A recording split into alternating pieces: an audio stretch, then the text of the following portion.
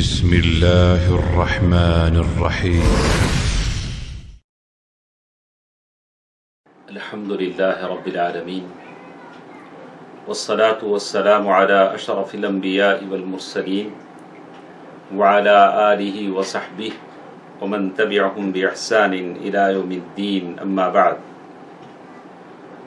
محترم حضرات و خواتین، اللہ تعالی آپ کو اور مجھے تمام کو عافیت میں رکھے، دنیا اور آخرت کی بھلائیاں عطا فرمائے۔ یہ مجلسیں جو ہمارے ساتھ ہیں حدیث کی مجلسیں ہیں، کوشش کیجئے کہ ان مجلسوں میں شریک رہیں۔ اس کی بڑی برکت زندگی میں اللہ تبارک و تعالیٰ کی طرف سے ملتی ہے۔ آج کی اس درس میں کل کی حدیث کی کچھ اور تفصیل ہم سنیں گے۔ کل جو حدیث ہم نے پڑھا تھا حدیث نمبر 5 ہم نے پڑھا، جو ام المؤمنین عائشہ رضی اللہ تعالی عنہا سے مروی ہے، جس میں کہا اللہ کے نبی صلی اللہ علیہ وسلم نے فرمایا، من احدث فی امرنا هذا ما ليس من فهو رد، من احدث فی امرنا هذا ما ليس من فهو رد۔ یہ الفاظ امام بخاری اور مسلم دونوں نے روایت کیے ہیں، اور مسلم کی روایت میں تھوڑے الفاظ کی تبدیلی کے ساتھ من عمل عملا لیس علیہ امرنا فہو رد۔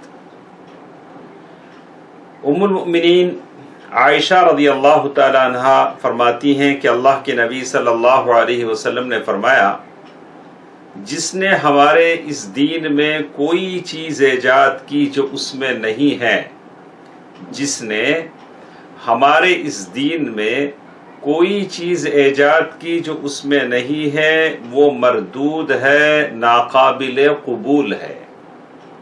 یہ حدیث کا ترجمہ ہوا۔ کچھ باتیں آج کی اس درس میں ہم شیخ ابن عثیمین رحمہ اللہ کی شرح سے پڑھتے ہیں۔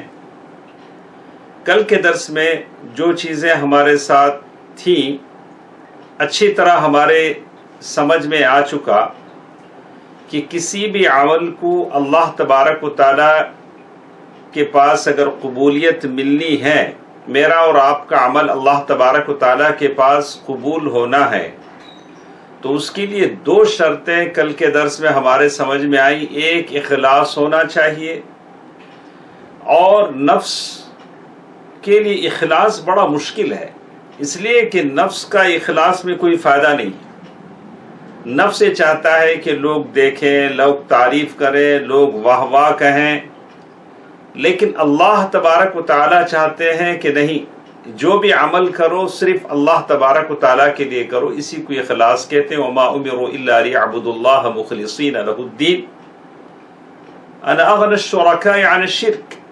اللہ تبارک و تعالی کسی ایسے کام کو قبول نہیں کرتے جو اللہ تبارک و تعالیٰ کے ساتھ اس عمل میں کسی اور کی رضامندی شامل ہو۔ ایک بات اچھی طرح ہماری سمجھ میں آ گئی کہ کوئی بھی کام آپ اور ہم کریں، صرف اس میں اللہ تبارک و تعالیٰ کی رضا ہو، اخلاص کے ساتھ کریں۔ اور دوسری چیز جو کہا، المتابعہ، اللہ کے نبی صلی اللہ علیہ وسلم نے جیسے کیا ویسے اس کام کو مجھے اور آپ کو کرنا ہے۔ شیخ ابن عثیمین رحمہ اللہ نے جب اس حدیث کی شرح فرمائی تو شیخ ابن عثیمین رحمہ اللہ نے کہا کہ متابعت کب ملتی ہے، ایک آدمی کا عمل کب یہ سمجھا جائے گا کہ وہ 100% اللہ کے نبی صلی اللہ علیہ وسلم کی سنت کے مطابق ہے۔ بہت اہم بات ہے، بہت ضروری بات ہے، تاکہ میں اپنے عمل کو تولوں، آپ اپنے عمل کو تولیں کہ موازنہ کریں کہ جو اعمال ہم اپنی زندگیوں میں کرتے ہیں کیا یہ بالکل اللہ کے نبی صلی اللہ علیہ وسلم کی سنت کے مطابق ہے کہ نہیں ہے. یہ کیسے جانا جائے گا؟ شیخ نے لکھا وَلْيَعْلَمْ أَنَّ الْمُتَابَعَةَ لَا تَتَحَقَّقْ إِلَّا إِذَا كَانَ الْعَمَلُ مُوَافَقًا لِلشَّرِيعَةِ فِي أُمُورٍ سِتَّةٍ. 6 باتیں جب تک اس عمل میں نہیں ہوں گی اس عمل کو یہ نہیں کہا جائے گا کہ وہ سنت کے مطابق ہے. اللہ اکبر. آپ اور میں جو عمل کرتے ہیں اس عمل کو دیکھنا ہوگا کہ وہ عمل سنت کے مطابق اسی وقت ہوگا جب اس میں 6 باتیں شامل ہوں گی، تبھی وہ عمل سنت کے مطابق ہوگا. تو شیخ نے لکھا سبب، سب سے پہلے یہ دیکھا جائے گا کہ آپ اسی سبب سے وہ کام کریں جس سبب سے پیارے نبی صلی اللہ علیہ وسلم نے کیا. پھر ایک ایک بات کی انہوں نے تفصیل بتائی. تو میں اس کا ترجمہ آپ کے سامنے کر دیتا ہوں، آپ بھی سوچیں اور موازنہ کریں اپنے اعمال کا کہ کیا بالکل ہمارے اعمال میں یہ 6 باتیں پائی جاتی ہیں اور ہم اللہ کے نبی صلی اللہ علیہ وسلم کی اسوے پر پوری طرح عمل کرتے ہیں، یا بس ہی جیسے مجھے اچھا لگا میں نے کر لیا، مجھے یہ اچھا لگا میں نے کر لیا. تو پھر ہمارے اعمال کی اللہ تبارک و تعالیٰ کے پاس کوئی قدر و قیمت نہیں ہے. جیسے کہا اولا ان یکون العمل موافقا للشریعہ فی سببہ، یعنی شریعت کے مطابق میرا اور آپ کا کام اس وقت ہوگا جب سبب کے طور پر ہو، سبب بالکل ملتا جلتا ہو. یعنی آدمی کوئی سبب بنا لے کہ جیسے ہی گھر میں داخل ہو 2 رکعت نماز پڑھے، یعنی گھر میں داخل ہونے کو اس نے سبب بنا لیا 2 رکعت نماز پڑھنے کا.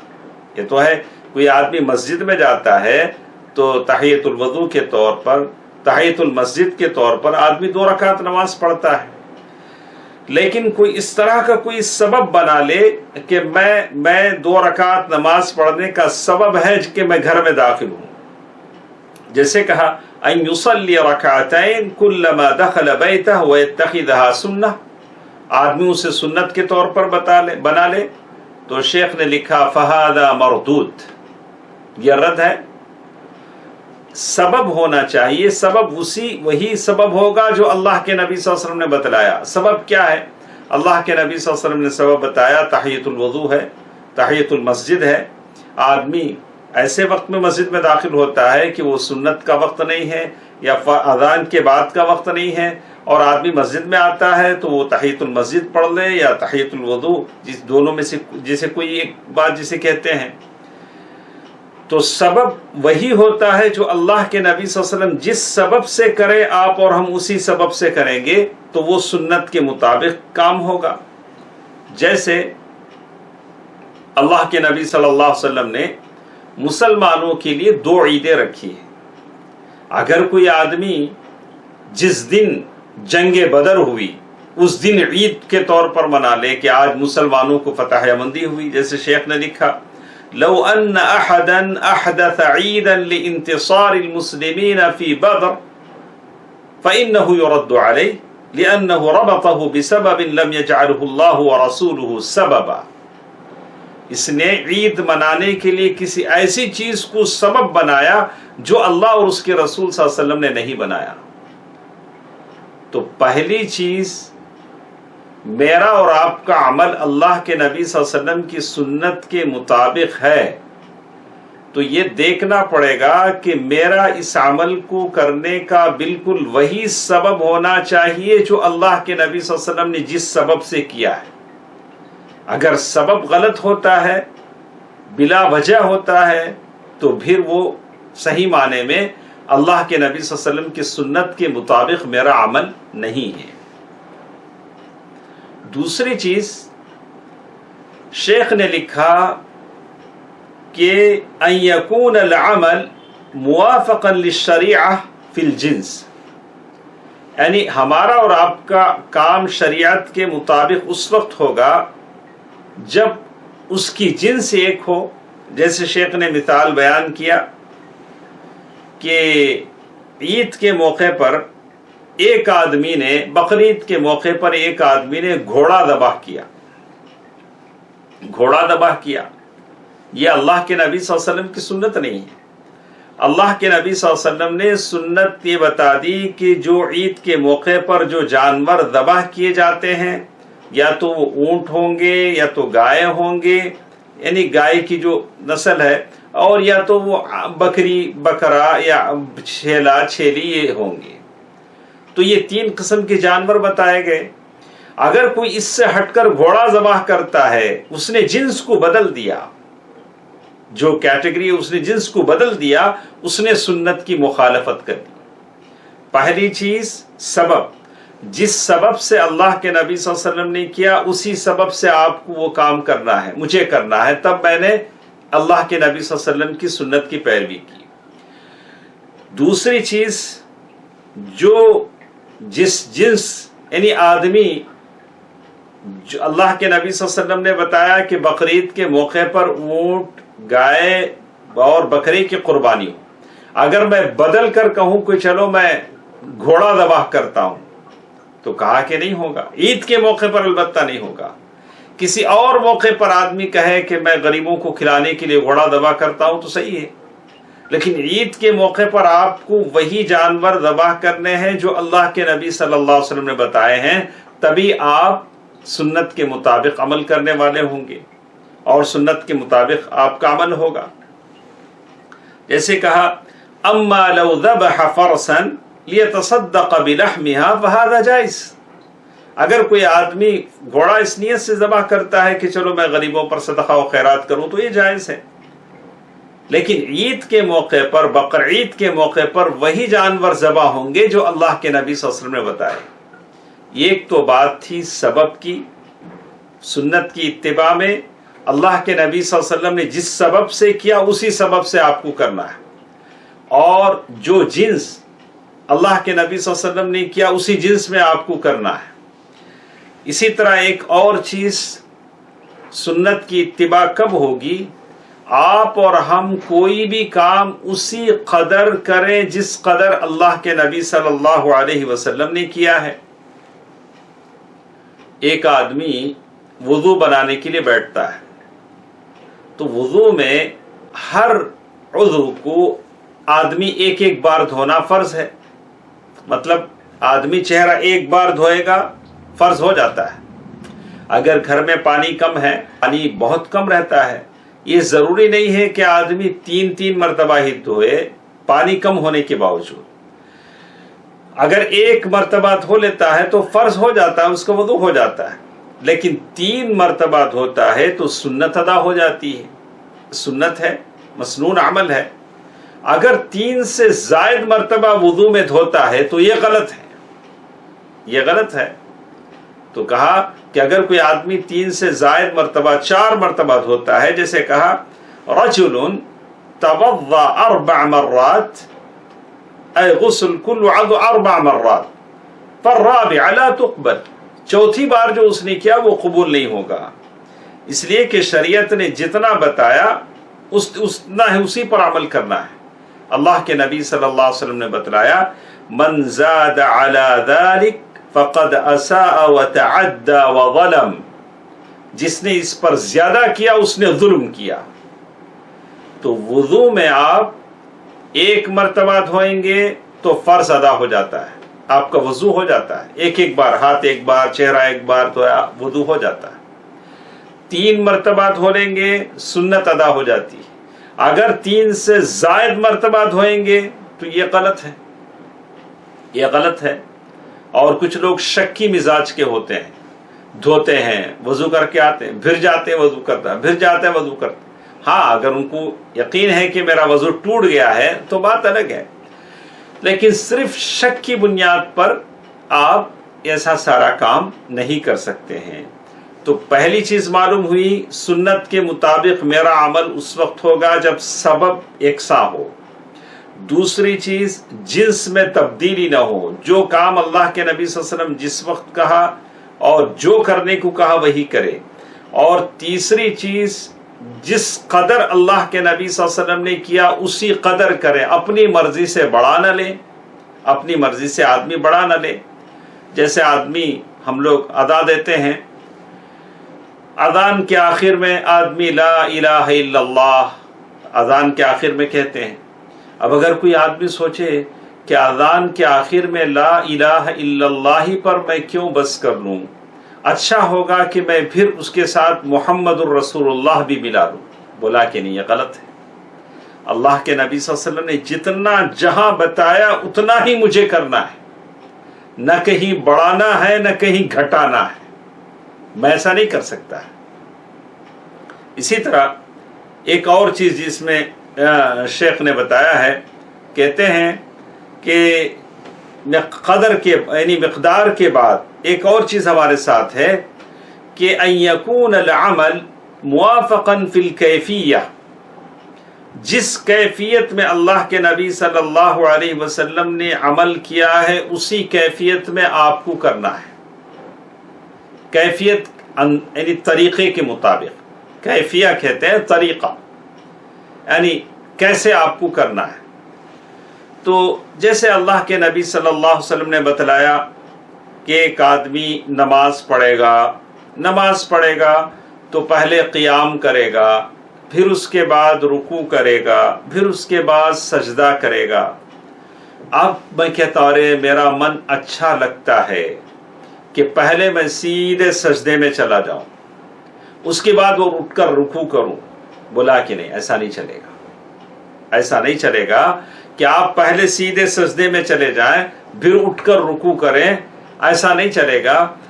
اور یہ اللہ کے نبی صلی اللہ علیہ وسلم کا طریقہ نہیں ہے کہ اللہ کے نبی صلی اللہ علیہ وسلم نے جس کام کو جس طریقے پر کیا ہے اسی طریقے پر آپ کو کرنا ہے۔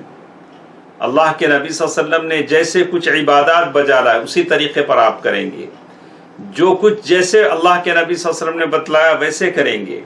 اللہ کے نبی صلی اللہ علیہ وسلم نے وضو کا طریقہ بتلایا کہ پہلے آپ ہاتھ دھوئیں، اور پھر سارا طریقہ بتلایا گیا۔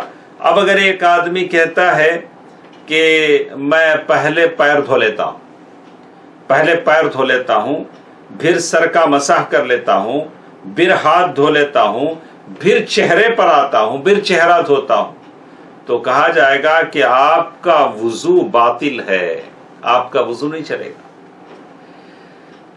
تو معلوم یہ ہوا کہ جیسے شیخ ابن عثیمین رحمہ اللہ نے کہا کہ میرا عمل سنت کے مطابق ہے اور میں متبع رسول ہوں۔ کب جانا جائے گا کہ میں عمل اسی سبب سے کروں جس سبب سے میرے نبی نے کیا، اسی قدر کروں جس قدر میرے نبی صلی اللہ علیہ وسلم نے کیا، اور پھر کہا کہ اسی جنس کے مطابق کروں جو اللہ کے نبی صلی اللہ علیہ وسلم نے بتلایا، اور اسی قدر کروں جس قدر اللہ کے نبی صلی اللہ علیہ وسلم نے کہا۔ 6 چیزیں جیسے شیخ نے بتلائی۔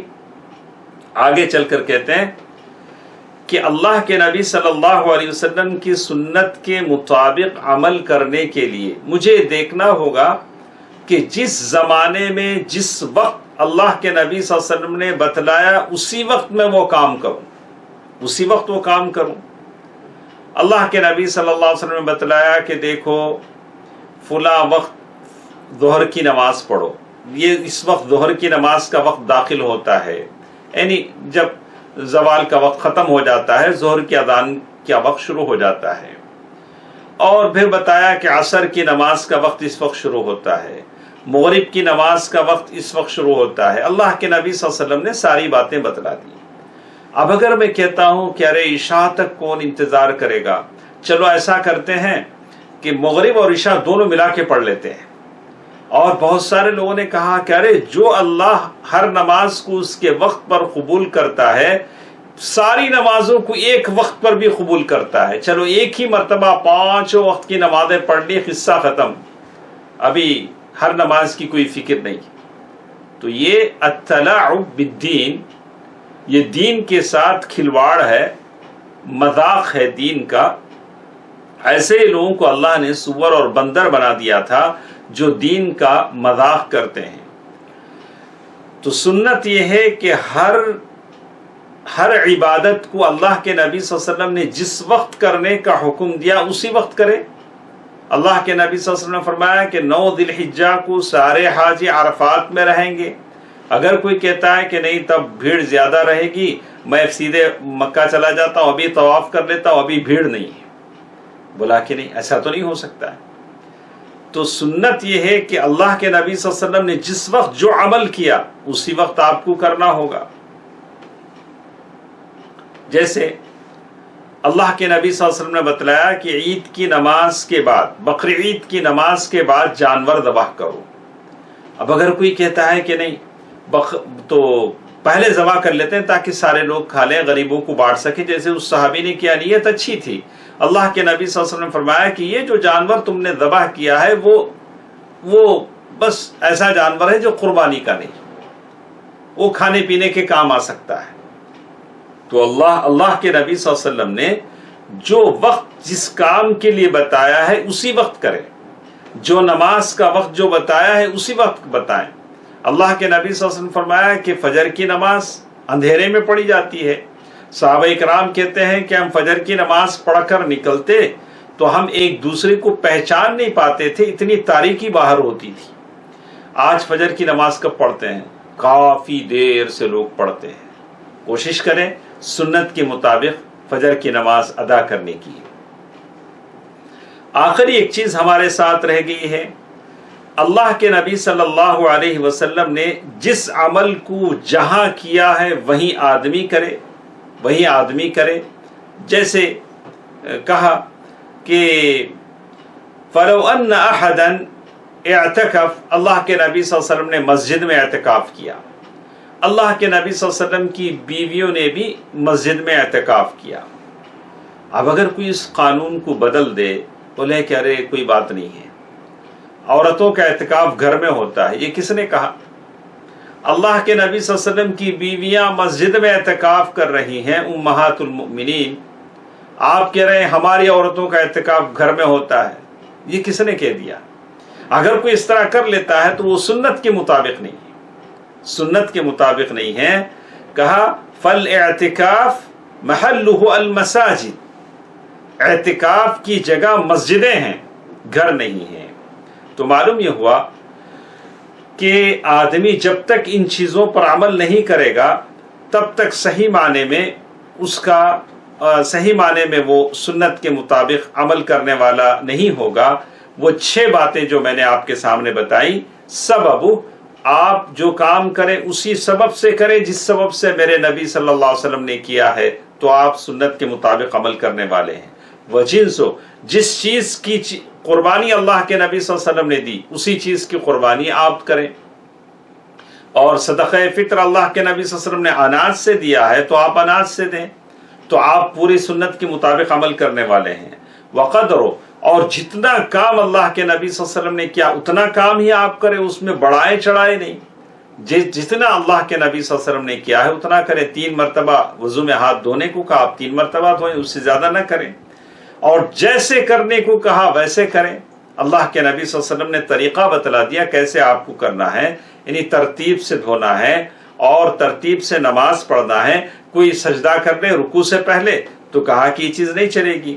وزمانو، جس وقت اللہ کے نبی صلی اللہ علیہ وسلم نے کیا اسی وقت آپ اور ہم کریں، اور جس جگہ اللہ کے نبی صلی اللہ علیہ وسلم نے کیا اسی جگہ ہم کریں، تبھی جا کر صحیح معنی میں سنت کی پیروی ادا ہوتی ہے۔ تو دوستو عزیزو، ماں اور بہنوں، یہ ہماری چوتھی حدیث جو ہمارے ساتھ، مطلب 5ویں حدیث جو ہمارے ساتھ تھی، اس حدیث کی یہ باتیں تھیں جو ہم نے آج کے اس درس میں سنا ہے۔ لیکن کچھ باتیں اور بھی ہمارے ساتھ ہیں، ہمارے ساتھ اور ایک کچھ وقت ہے جس میں میں آپ کو بتانا چاہتا ہوں کہ یہ حدیث جو ام المؤمنین عائشہ رضی اللہ تعالی عنہا سے مروی ہے، اور اس حدیث میں اللہ کے نبی صلی اللہ علیہ وسلم کی ساری بیویاں امہات المؤمنین ہیں، ساری امت کی مائیں ہیں۔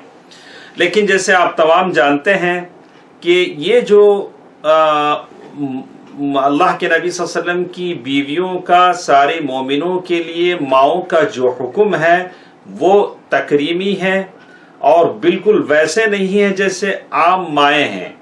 عام ماؤں سے پردہ نہیں ہے، لیکن اللہ کے نبی صلی اللہ علیہ وسلم کی بیویوں سے لوگ مومنین کو پردہ تھا. وَإِذَا سَأَلْتُمُوهُنَّ مَتَاعًا فَاسْأَلُوهُنَّ مِنْ وَرَاءِ حِجَاب، جیسے اللہ تعالیٰ نے سورۃ احزاب میں فرمایا. اسی طرح اللہ کے نبی صلی اللہ علیہ وسلم کی بیویاں جنت میں اللہ کے نبی صلی اللہ علیہ وسلم کے ساتھ رہیں گی، جیسے اللہ کے نبی صلی اللہ علیہ وسلم نے ام المؤمنین عائشہ رضی اللہ تعالی عنہا سے فرمایا کہ تو دنیا میں بھی میری بیوی ہے، جنت میں بھی میری بیوی ہے. اور مومنوں کے لیے بھی یہی حکم ہے، والذین آمنوا، جو لوگ مومن ہیں ان کو ان کی بیویوں کے ساتھ ہم ملائیں گے. اسی لیے ہم سیرت دیکھتے ہیں کہ ام الدرداء رضی اللہ تعالی عنہ مشہور صحابیہ ہیں. ابو الدرداء رضی اللہ تعالی عنہ اور ام الدرداء وہ جب بیوہ ہو گئی تو ان کو شادی کا پیغام معاویہ رضی اللہ تعالی عنہ نے بھیجا تھا. تو انہوں نے کہا کہ نہیں، میں نے سنا ہے کہ بیوی جس کی زوجیت میں انتقال کر جاتی ہے اللہ تبارک و تعالی جنت میں پھر دونوں کو ملاتے ہیں. میں چاہتی ہوں کہ میں انہی کے ساتھ رہوں. اور یہ ہے کہ اللہ کے نبی صلی اللہ علیہ وسلم کی ساری بیویاں اللہ کے نبی صلی اللہ علیہ وسلم کے ساتھ ہوں گی. اسی لیے اللہ تبارک و تعالیٰ نے سارے مومنوں کو حرام کر دیا کہ ان سے شادی کریں، اور وہ ماؤں کے حکم میں ہیں. اسی طرح ایک اور چیز جو ہمارے ساتھ ہے کہ جو اس حدیث میں ایک اور چیز ہمارے ساتھ جو ہم کو جاننا ضروری ہے وہ یہ کہ کل کے درس میں ہم نے جانا کہ دین میں بدعت غلط ہے، لیکن صحابہ کرام نے بہت سارے کام ایسے کیے، جیسے مدینے میں جو مسجد نبوی تھی اس کی توسیع کی گئی، مدینے میں سڑکیں بنائی گئیں، اور جو فوجی تھے ان کے دواوین بنائے گئے، فوجیوں کے نام لکھنے کے رجسٹر بنائے گئے، اور زکوٰۃ کے انصاف کی لسٹ بنائی گئی، اور قرآن کو جمع کیا گیا. کہ کیا یہ ساری بدعتیں ہیں؟ تو کہا کہ نہیں، یہ المصالح المرسلہ یعنی پبلک انٹرسٹ، یعنی ایسی چیزیں جو لوگوں کے لیے مفید ہو سکتی ہیں اور وہ دین کے تعارض اور مخالفت میں نہیں ہیں، وہ بدعت میں نہیں آتی ہیں. وہ بدعت میں نہیں آتی ہیں جس کو مصالح مرسلہ کہا گیا ہے. اور آپ تمام جانتے ہیں کہ اسلام 5 چیزوں کی حفاظت پر ضروری دھیان دیتا ہے، اہمیت دلاتا ہے، جس کو کہا الضرورات الخمس. یعنی 5 چیزیں ایسی ہیں، اسلام کے سارے احکام انہی 5 چیزوں کے ارد گرد گھومتی ہیں، ان 5 چیزوں کی حفاظت کے لیے. اور ان 5 چیزوں کی حفاظت کے لیے جو بھی اچھا ہوگا وہ کیا جا سکتا ہے جب دین کی مخالفت نہ ہو. وہ 5 چیزیں کیا ہیں؟ حفظ الدین، دین کی حفاظت کے لیے آپ جو بھی کر سکتے ہیں کریں، اور وہ چیز دین کی مخالفت میں نہیں جاتی ہے. جیسے لوگوں نے کتابیں لکھی اور حدیثیں لکھا. ابو ہریرہ رضی اللہ تعالیٰ عنہ بہت ساری حدیثیں لکھتے تھے. لوگ کہتے تھے کہ ارے تم بہت ساری حدیثیں لکھتے ہو، یاد کرتے ہو. تو ابو ہریرہ رضی اللہ تعالیٰ نے فرمایا کہ میں حدیثوں کو یاد کر لیتا تھا، اور عبداللہ بن عمرو بن عاص رضی اللہ تعالیٰ عنہ حدیثوں کو لکھتے تھے. اور حضرت عمر رضی اللہ تعالیٰ عنہ نے منع کیا، کہ لوگوں نے منع کیا کہ ارے تم ہر چیز کو لکھ لیتے ہو. اللہ کے نبی صلی اللہ علیہ وسلم کبھی راضی ہوتے ہیں، کبھی غصہ ہوتے ہیں، غصے رہتے ہیں، لیکن آپ ہر چیز کو لکھ لیتے ہیں. انہوں نے اللہ کے نبی صلی اللہ علیہ وسلم سے پوچھا. اللہ کے نبی صلی اللہ علیہ وسلم نے فرمایا کہ نہیں، تم لکھو، اس لیے کہ میری زبان سے وہی نکلتا ہے جو اللہ تبارک و تعالیٰ چاہتا ہے. حدیثیں اس زمانے میں لکھی گئی. یہ حفظ الدین، یہ دین کی حفاظت کے لیے، دین کی حفاظت کے لیے ہے. اور حدیثیں اس زمانے سے جمع ہو گئی. اور آج لوگ کہتے ہیں کہ ہم کو حدیث کی ضرورت نہیں ہے، ہم اہل القرآن ہیں. عجیب لوگ ہیں. اسی طرح دین اسلام کی تعلیمات حفظ النفس، جان کی حفاظت کے لیے. جان کی حفاظت یعنی لوگوں کی جانوں کی حفاظت کی جائے، لوگوں کی جانوں کی حفاظت کی جائے. اور اس کے لیے اصول بنائے گئے. دیت یعنی قتل نفس، اس کی سزائیں رکھی گئی، حدود قائم کیے گئے. اور اللہ تبارک و تعالیٰ نے، اللہ انہی چاہتے ہیں کہ کوئی بغیر جرم کی کسی کی جان چلی جائے اور ناحق کسی کی جان نکل جائے. اللہ تبارک و تعالیٰ نے کہا کہ یہ بہت بڑا گناہ ہے کہ کوئی کسی کو قتل کرے۔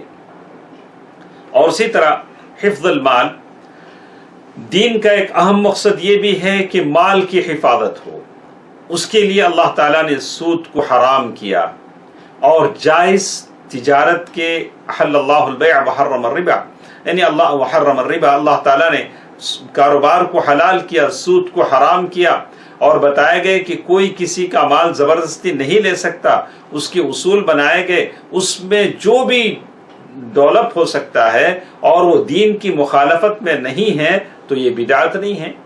لوگوں نے طرح طرح کے اصول بنائے، فقہی یہ بنائے۔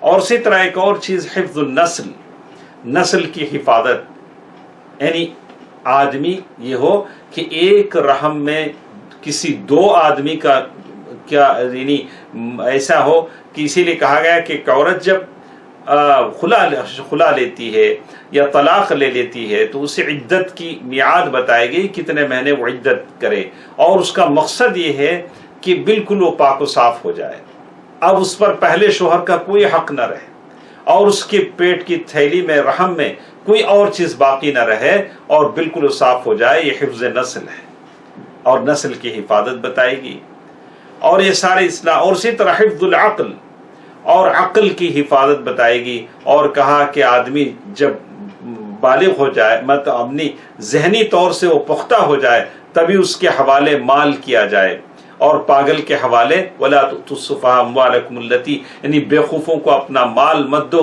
یعنی اللہ تبارک و تعالیٰ نے اس کے الگ احکام بیان کیے۔ یہ 5 چیزیں ہیں جو اسلام نے، جس کی یعنی شریعت اسلامیہ اس کی پوری تعلیمات میں کافی زور اس میں دیا گیا ہے۔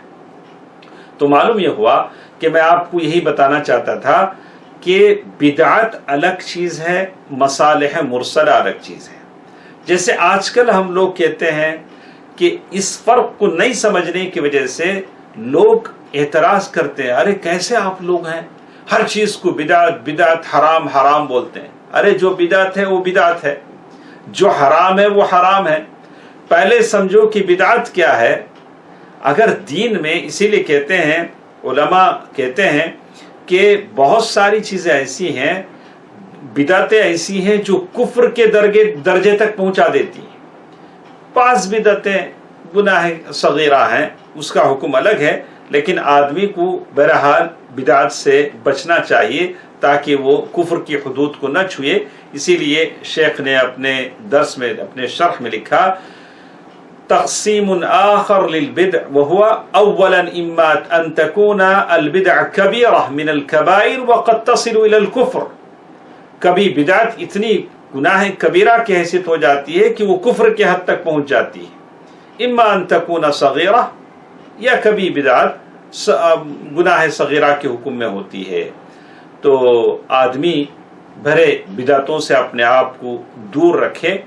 اور ایک چیز جو ہمارے سامنے یہ ہے کہ آدمی جہاں تک ہو سکے سنت کی پابندی کرنے کی کوشش کرے اور اپنے آپ کو بدعت سے دور رکھے تاکہ ہمارے اعمال کی حفاظت ہو سکے۔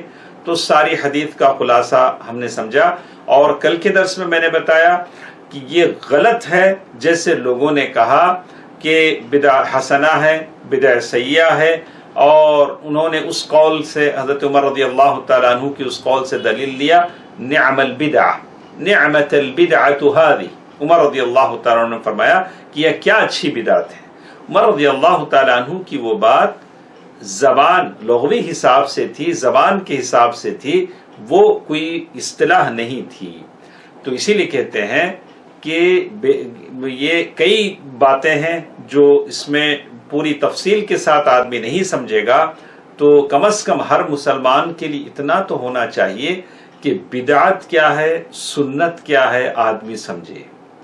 دین میں اللہ نے کیا نازل کیا ہے، اللہ کے نبی صلی اللہ علیہ وسلم کی زبان سے کیا کہلوایا ہے، کم از کم اتنا تو جان لے تاکہ اپنے دین کی حفاظت کر سکے۔ اللہ تبارک و تعالیٰ سے دعا ہے کہ اللہ تبارک و تعالیٰ ہم تمام کو متبع سنت بنائے، بدعتوں سے اللہ تبارک و تعالیٰ مجھے اور آپ کو بچائے رکھے۔ انشاءاللہ کل کے درس میں ہمارے ساتھ حدیث نمبر 6 کل کے درس میں ہمارے ساتھ ہو رہے گی۔ तो तमाम लोगों से मैं गुजारिश करता हूँ कि आप हमारे साथ अल-अर्बईन अन-नवविया की इस किताब की हदीथों में शामिल रहें, और इसी तरह जितने लोग हमारे इन दरसों को सुनते हैं सबसे मैं गुजारिश करूँगा कि ये हमारा YouTube चैनल है जो HGWC का है, तो तमाम लोगों से मेरी गुजारिश है कि इसको सब्सक्राइब करें, ताकि इसमें बहुत सारे उलमा की दुरूस हमारे साथ आते हैं, ताकि इन दुरूस से फ़ायदा उठा सकें। ये तो हमारे पास कितने ऐसे YouTube चैनल्स हैं जिनका सब्सक्राइब हम करते हैं, लेकिन अगर आप इस चैनल का सब्सक्राइब करेंगे तो कुरान और हदीस की बातें मालूम होंगी, दीन की बातें मालूम होंगी। तो मैं तमाम लोगों से कहूँगा कि आप ज़रूर इस चैनल को सब्सक्राइब करें, ताकि अल्लाह तबारक व तआला की दीन का इल्म आपको हासिल हो। ये बहुत बड़ी दौलत है। अल्लाह तबारक व तआला जिस आदमी के लिए, मर्द या औरत के लिए खैर चाहते हैं, उसे दीन की समझ देते हैं। अल्लाह तबारक व तआला मुझे और आपको सही अक़ीदा अता फरमाए और हमारे अंदर दीन की समझ अता फरमाए। आमीन। वस्सलामु अलैकुम व रहमतुल्लाहि व बरकातुहू।